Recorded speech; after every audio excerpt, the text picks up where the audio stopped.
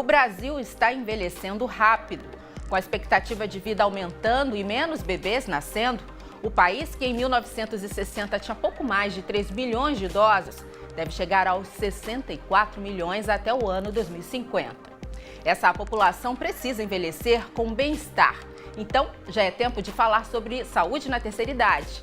Tema do Conexão de hoje com a Yolanda Boechat, que é professora de geriatria da UF, e também com a Valesca Marinho, coordenadora de psicogeriatria da ABP. A gente vai conversar aqui sobre saúde do corpo, da mente, sexualidade, trazer algumas dicas práticas para você que está acompanhando o programa com a gente. Sejam bem-vindas. Olá, vocês deram um olá? É bom ter vocês aqui. Yolanda, para a gente começar, é verdade, o corpo da gente, conforme o tempo passa, fica mais lento? Na verdade, o nosso corpo ele vai sofrendo alterações com o passar do tempo, em que a gente vai ganhando algumas coisas e perdendo outras. Por exemplo, a gente perde massa muscular, né? Mas a gente ganha gordura corporal. Então, automaticamente, nós vamos tornando o nosso movimento um pouco mais desequilibrado, na medida que a gente vai também desidratando um pouco mais o nosso corpo e a nossa coluna vai começando a se achatar. Então, modifica-se o equilíbrio da pessoa idosa e isso vai fazer com que a gente se torne um pouco mais cuidadoso com o nosso caminhar à medida que a gente percebe essas alterações do envelhecimento. E o que é mito, Valesca, em relação ao psicológico do idoso? Acho que assim, primeiro mito é a gente achar que todo idoso é igual e que todas as pessoas envelhecem da mesma forma, né? Então, o que a gente vem observando é que as opções hoje em dia para o idoso, elas são muito mais plurais, né? Então, a gente tem, por exemplo, pessoas que gostam de jogar em grupos de praça, pessoas que gostam de correr, a gente observa que tem idosos que gostam de dançar, que se reúnem em grupos de igreja. Então, acho que a primeira questão importante é a gente desmistificar essa situação que todo idoso envelhece da mesma forma e que tem os mesmos problemas e que tem também as mesmas opções de vida e que essas opções são iguais para todos eles, né? Então a gente precisa lembrar que envelhecer está acontecendo de uma forma bastante plural e com muitas opções. Isso é positivo. Isso é positivo, é bastante positivo e hoje a gente vê as pessoas se casando, as pessoas praticando atividade física, as pessoas dançando, as pessoas interagindo, socializando de uma forma diferente. A gente era acostumado a ver o idoso sempre como aquela vovó que ficava sentada no sofá fazendo tricô. Isso hoje mudou radicalmente. Pois é, contrariando o que pode ser aí uma tendência ao sedentarismo, ao desânimo, à preguiça, vovós e vovôs pelo mundo decidiram usar a internet para mostrar seus talentos e chegar onde o corpo não alcança. Veja o que a gente encontrou no YouTube.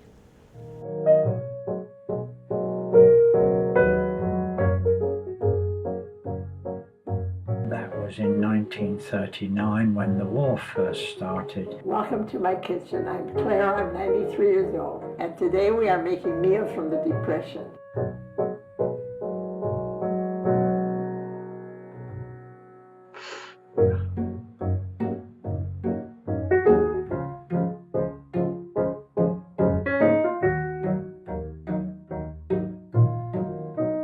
What are they? 2 joints. I want to smoke it with you. No.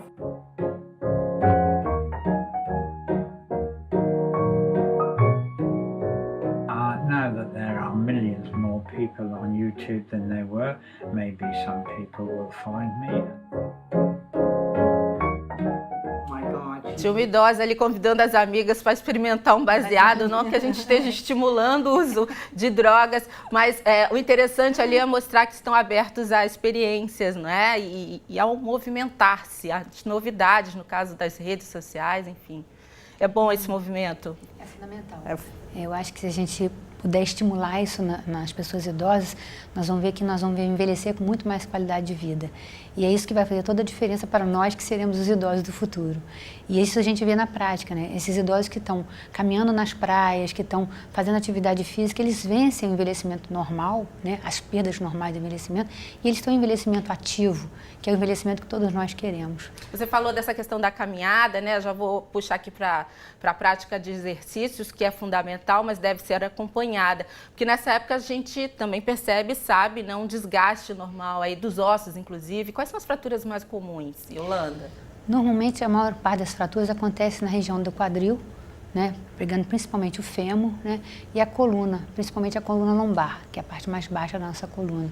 E acontece principalmente dentro das casas das pessoas, na rua, né, é onde as pessoas se expõem por causa da questão da dificuldade do caminhar, muitas vezes, da falta da segurança dentro do domicílio, né, onde você tem a falta de uma barra de segurança para o paciente tomar um banho, a falta de uma barra de segurança no banheiro ao lado do vaso sanitário, e idosos que cada vez vivem mais sozinhos, porque a família sai para trabalhar, muitas vezes sofrem esse tipo de acidente doméstico por causa de um tapete mal adaptado, por causa de um chinelo que não é ideal, calçado ideal para o idoso. Então, essa visão da prevenção para as fraturas é fundamental. O calçado ideal para o idoso, ficar à vontade em casa, seria aquele chinelo, de repente, mais fechadinho na frente. E atrás também, com aquela correntinha para tipo poder não pantufas. Ficar... Exatamente, para não ter o risco de tropeçar dentro do próprio domicílio. E muitas vezes ele tropeça em coisas que ele esquece de visualizar, por exemplo, às vezes um animalzinho que atravessa na frente do idoso, às vezes o brinquedo do neto que atravessa, né? Então são coisas pequenas, mas se ele tiver um calçado adequado, ele vai ter menos chance de cair, de fazer uma fratura muitas vezes. A Yolanda, a Valesca falou agora do idoso que fica mais tempo sozinho em casa. A gente sabe, né, que certos fatores aí acabam contribuindo muito para ele sentir-se só, de repente até atrair a tal da depressão, né? Porque ele já sente limitações físicas, ele não tem mais parentes por perto, não está trabalhando, não tem uma atividade. De repente já chegar a essa fase da vida sabendo dessas diferenças, que isso pode acontecer, já é meio que se prevenir de uma depressão, de repente? Então, assim... Aprender a estar sozinho, a se reinventar?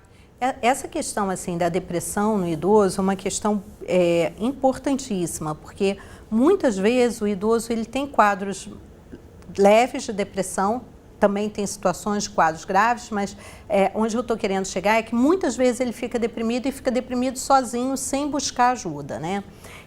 Tem vários fatores que contribuem para o aparecimento da depressão. A gente sabe que tem eventos vitais, como aposentadoria, casamento dos filhos, saída de casa, ficar mais sozinho, perda de entes queridos, isolamento social. Isso são fatores que contribuem para a depressão. Agora, é importante que a gente pense também que se previna para que quando a gente chegue lá na frente, a gente construa relacionamentos e um grupo social e grupo de amigos que se mantenham também durante essa fase da vida, né? A gente sabe, por exemplo, que fazer atividade física previne depressão, a gente sabe que se manter em grupos sociais previne a depressão, a gente sabe que a religiosidade, eu não estou falando da escolha da religião, mas a religiosidade, ter esse sentimento de pertencimento a um grupo de oração, etc., isso também previne a depressão. Então, são coisas simples que a gente pode buscar fazer, né? Fazer uma atividade em grupo, mesmo que seja aquelas pracinhas que têm os equipamentos para que o idoso pratique em grupo atividade física, vá até lá. Procure conhecer outras pessoas, se relacionar, porque isso vai ajudar a melhorar o humor. Procure ir numa atividade dentro da sua igreja, tem grupos que se encontram para fazer serviços, às vezes, comunitários, grupos de oração. Isso ajuda também. Passeios, né? Os próprios passeios. Passeios. É porque, às vezes, a pessoa diz assim, mas eu não tenho recurso para estar fazendo um passeio a toda semana. Então, assim, o que eu acho que é importante é a gente não se limitar por não ter recursos. Existem opções e opções gratuitas. O importante é descobrir algo para sentir-se útil, não é? Fundamental. Eu acho que essa coisa de buscar alguma coisa para se sentir útil faz com que você ressignifique a vida da pessoa e faz com que aquele idoso não perca o seu papel social dentro da própria família, que muitas vezes o paciente vai se isolando, né, a pessoa vai se isolando e ela perde o papel social nessa família. Então essa coisa de ser útil, de estar junto com o seu grupo da mesma idade, de estar se adaptando às mudanças da própria família, né, do crescimento dos netos, da saída dos filhos, isso é fundamental para que a pessoa se mantenha com qualidade de pensamento, com qualidade cognitiva, né? Com qualidade de estrutura física, porque ela não está desativa, né? E aí você entra na prevenção de algumas situações, como, por exemplo, as fraturas que a gente estava falando, né? Se você se faz atividade física, se você está funcionando dentro da sua sociedade, você não está deixando o seu corpo ficar com a osteoporose, né, que é uma das grandes causas de fratura, e fraturas muitas vezes espontâneas, com pequenos traumas, que a gente vê no idoso, ele só vai descobrir quando acontece a fratura, né, é você exatamente entrar por esse caminho da atividade, de fazer alguma coisa, de tomar atitudes saudáveis, alimentação saudável, então de você se alimentar com uma quantidade de cálcio adequada para o envelhecimento, porque a gente sabe que a perda óssea vai acontecendo à medida que a gente vai envelhecendo, então a gente pode prevenir isso com hábitos saudáveis, de caminhar, de tomar sol, de se alimentar com quantidade de cálcio maior, de oferta, né? Então você usar os derivados de leite para quem pode utilizar, né? Você utilizar o cálcio pelas verduras, a gente sabe que tem verduras interessantes. E não necessariamente gastar dinheiro com aqueles suplementos. Exatamente. Enfim. Se for pela alimentação é muito melhor, muito mais barato, muito melhor absorvido pelo nosso corpo, porque o nosso corpo entende melhor isso. Então é uma atitude bem interessante em relação à prevenção das fraturas por osteoporose, né? Então é uma atitude saudável. A questão da ansiedade também. Então, assim, todos esses transtornos, né, quando a gente coloca em grupo, né, como os transtornos mentais do idoso, eles são transtornos extremamente frequentes e incapacitantes, ou seja, a pessoa portadora de um transtorno como esse, em geral, ele fica muito prejudicado no seu dia a dia.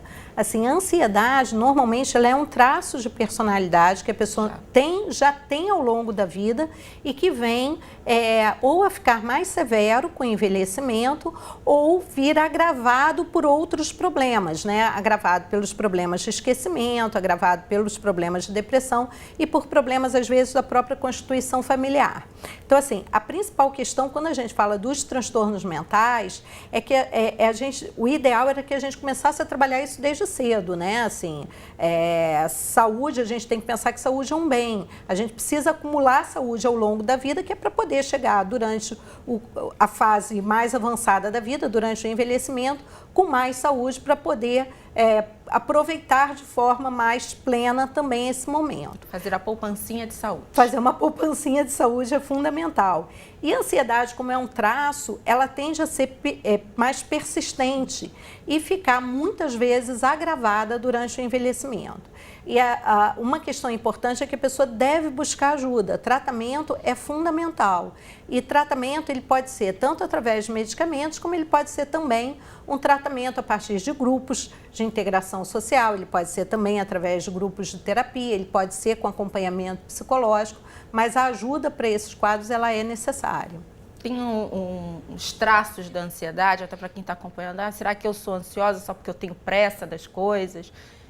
A ansiedade, a gente costuma dizer assim, a ansiedade, ela é um sentimento, ela é um processo que ela é adaptativo. O que eu quero dizer com isso? A gente precisa ficar ansioso quando a gente vai fazer uma prova, porque é isso que faz a gente estudar. A ansiedade, ela se torna patológica, ela se torna um problema quando ela é excessiva e quando ela te impede de fazer as coisas. Por exemplo, você não pode ficar tão ansioso para fazer uma prova ao ponto de você ter um sintoma físico, como uma dor de barriga, que te impeça de ir fazer a prova. Aí a ansiedade ficou patológica. Então, a ansiedade que ela faz com que você se preocupe com situações corriqueiras do dia a dia, que se preocupe mais do que as outras pessoas costumam se habituar. A ansiedade que te impede de fazer as coisas, que te paralisa, ela é uma ansiedade que deve ser tratada porque ela virou patológica, né? Quadros muito abruptos de ansiedade extrema, como por exemplo nos ataques de pânico, também são situações patológicas de ansiedade que devem ser tratadas. Isso falando assim de forma muito ampla do que são os transtornos de ansiedade. E vou ainda mantendo aqui com você a conversa, o Alzheimer, dicas? Eu acho que assim, os sinais dessa a primeira doença. questão importantíssima, né, é que a pessoa diz assim, ai, tô esquecido, né, então, tô esquecido, eu tô com Alzheimer. Assim, a gente sabe que na doença de Alzheimer, a queixa principal, na forma clássica da doença, é uma queixa de esquecimento. Mas nem só Alzheimer causa só esquecimento e nem todo esquecimento é Alzheimer. Existem formas de esquecimento que são até decorrentes de um próprio processo do quadro de envelhecimento, por uma lentificação de processamento cognitivo, dificuldade de acesso a informações, e nem só Alzheimer causa só esquecimento. Então, a primeira questão importante é que, assim, para a gente prevenir doença de Alzheimer, a gente tem que manter a nossa mente ativa, a gente precisa praticar atividade física. Existem inúmeros estudos mostrando que a atividade física previne processos de esquecimento. Tanto o idoso que não praticava atividade física e passa a praticar, ele previne, reduz a chance, né, de ocorrência da doença.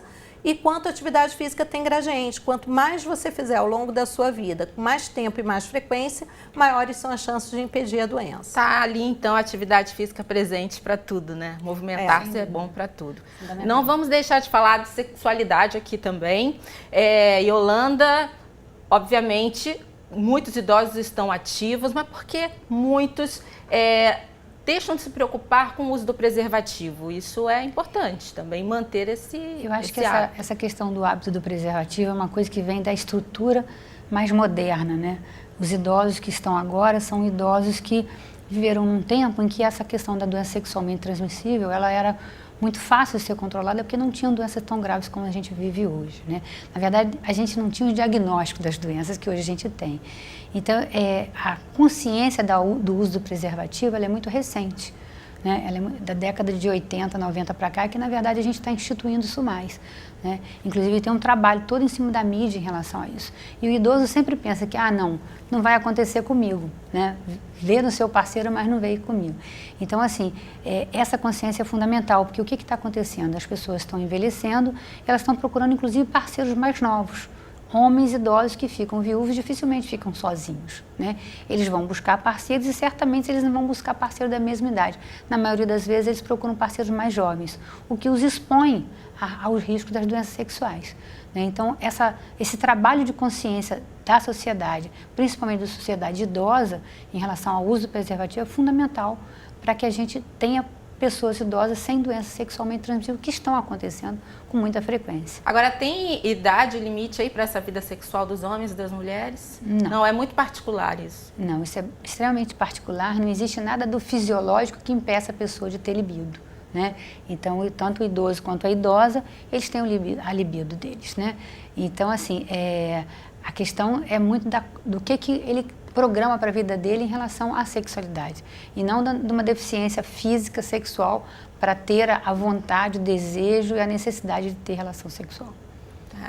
Essas questões costumam chegar aos consultórios? É interessante Falam porque, mais assim, abertamente sobre isso? A gente tem muita dificuldade ainda de falar sobre sexualidade, né? Então, teve uma situação que aconteceu recentemente, a gente tinha um grupo de pesquisas lá no hospital onde eu trabalho, no Instituto de Psiquiatria da UFRJ, e uma das pesquisadoras trabalhou com sexualidade, né, na velhice.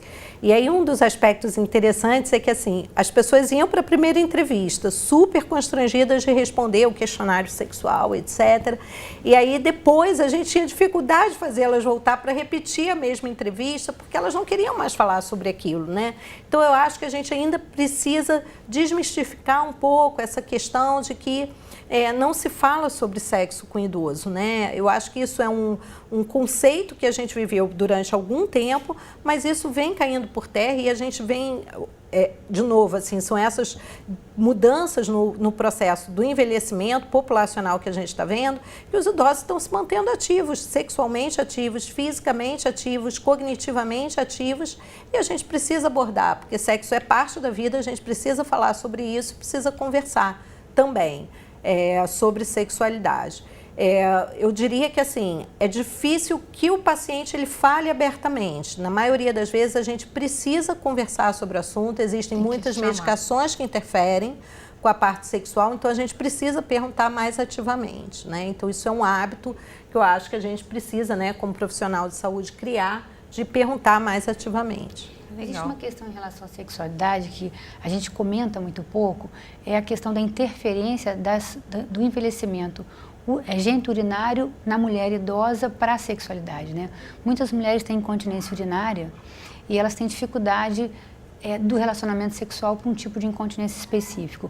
Hoje a gente tem um trabalho não só medicamentoso, mas de fisioterapia, de reabilitação para a mulher idosa em relação à incontinência, que você cura a incontinência urinária da mulher, né? E mais do que isso, além desse trabalho de curar a incontinência urinária, você desenvolve através das técnicas de fisioterapia a percepção de corpo da mulher e acaba desenvolvendo a percepção sexual. Então, na verdade, o trabalho para a incontinência urinária também estimula a questão da sexualidade. E muitos casais que estavam desativos depois de um trabalho de fisioterapia reabilitativa para a incontinência acabam voltando à atividade sexual. Então, o próprio trabalho de prevenção ajuda nessa questão sexual. E assim, gostaria de até deixar, assim, frisar que também para o homem o correto, o ideal é que ele procure um médico e não tome indiscriminadamente medicamentos também, né? Que, enfim, retomem aí essa libido, esse apetite sexual. Até porque essas medicações têm uma série de efeitos colaterais, contraindicações que são muito arriscadas para o homem idoso que não tiver fisicamente preparado para recebê-los, né? Bom, olha, o programa está terminando e eu quero mostrar para vocês de casa aí o exemplo da americana Shirley Curry. Eu separei, a gente vai rodar para vocês, vou contar a história dela. A Shirley tem 80 anos de idade, 9 netos, um bisneto, mantém um canal no YouTube com mais de 250 mil seguidores. Ela adora games, está antenada com os jovens. E eu trouxe o exemplo da Shirley Valesca porque eu gostaria de saber se a convivência com o universo dos jovens, a convivência com os netos, com as crianças da vizinhança, se isso realmente também ajuda bastante. Tem alguns estudos que mostram que a convivência com criança, ela rejuvenesce a pessoa cognitivamente, né, digamos assim, porque o fato de você lidar com um jovem, com a criança, você está sempre recebendo estímulos novos, tem sempre novidades sendo faladas. Eu nem iria tão longe dizendo assim em relação aos idosos, eu tiro até o exemplo por mim com os meus alunos, né? Meus alunos médicos recém-formados, eles sempre trazem uma novidade, alguma coisa que você não conhece, que você trouxe ali uma informação nova, isso faz com que desperte na gente o interesse. E você ter um interesse por uma novidade te faz estudar, te faz conhecer, te traz também um alento para você ter mais ânimo, energia para ir atrás de novidades. Então, essa interação, ela é muito boa, né? Agora, acho que a gente precisa também pensar assim, no tamanho do universo que a gente vive, né, de pessoas que muitas vezes estão sozinhas. Assim, existem também a possibilidade de ter um animal de estimação, que também ajuda muito, porque você tem alguém para quem cuidar, existem grupos de tratamento com animais de estimação, porque o animal ele traz isso, né? Alguém que você precisa cuidar, que você precisa dar carinho, que você troca afeto, que precisa cuidar. Então, a gente ter de quem cuidar, a quem cuidar, isso também é um fator que ajuda muito. É um fator de proteção em termos da nossa saúde mental. Yolanda, deixa uma mensagem final para os jovens, enfim, que acompanham o Conexão e que, se Deus quiser, vão envelhecer.